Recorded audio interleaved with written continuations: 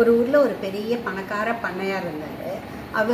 அவருக்கு பயன்படாத 3 குதிரைகள் இருந்தது. ஏன்னா ஒரு குதிரை மிக வேகமாக ஓடக்கூடியது, இன்னொரு குதிரை நடந்து நேராக போகக்கூடியது, இன்னொரு குதிரை சுற்றி சுற்றி வரக்கூடியது.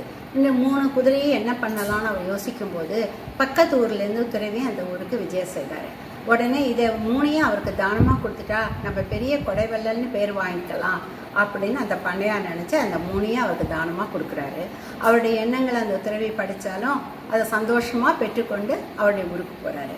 தன்னுடைய சிஷ்யர்களை கூப்பிட்டு அந்த வேகமாக ஓடக்கூடிய குதிரையை பக்கத்து ஊரில் நடக்கிற குதிரை பந்தயத்தில் கலந்துக்க சொல்லி அனுப்புகிறாரு. அது முதல் பரிசு பெற்று நிறைய பணம் சம்பாதிச்சு கொடுத்தது. அதன் மூலயமா நிலம் வாங்குறாரு. அந்த நிலத்தை அந்த நேராக நடக்கக்கூடிய குதிரையை வச்சு உழுது பயிர் பண்ணுறாரு. அது மூலமாகவும் அவருக்கு நிறைய பணம் கிடைச்சிது. அந்த சுற்றி சுற்றி வர குதிரையை செக்கில் கட்டி எண்ணெய் ஆடி அது மூலயமாவும் நிறைய பணம் சம்பாதிக்கிறாரு அந்த துறவி. ஸோ தன்னுடைய ஆசிரமத்தையும் நல்லா முன்னேற்றுறாரு. அந்த கிராம மக்களுக்கு நிறைய செலவு செஞ்சு கிராமத்தையும் முன்னேற்றுறாரு. இதையெல்லாம் கேள்விப்பட்ட பண்ணையார் நம்மளால் செய்ய முடியாதெல்லாம் இந்த துறவி செய்கிறாரே, இவருக்கு எங்கேருந்து இவ்வளோ பணம் வந்தது அப்படின்னு யோசித்து அந்த துறவியை போய் பார்க்குறாரு.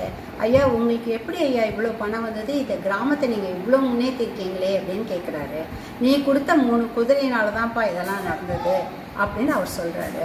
சொன்னால் இவர் பண்ணையார் மிகப்பெரிய ஆச்சரியத்தோடு அவரை பார்க்குறாரு. நடந்ததெல்லாம் துறவி சொல்கிறாரு. சொல்லிவிட்டு யாருமே முட்டாள்கள் கிடையாது, யாராலையும் உபயோகம் இல்லாததும் கிடையாது. எல்லாரையும் எப்படியெல்லாம் நம்ம வேலை வாங்கணுங்கிறத நம்ம தான் தெரிஞ்சுக்கணும். அப்படி தெரியாத நம்ம தான் முட்டாள்கள். உலகத்தில் எதுவுமே உபயோகப்படாத பொருள் கிடையாது அப்படின்னு அவருக்கு விளக்குறாரு. உடனே பண்ணையார் புரிஞ்சுக்கிறாரு.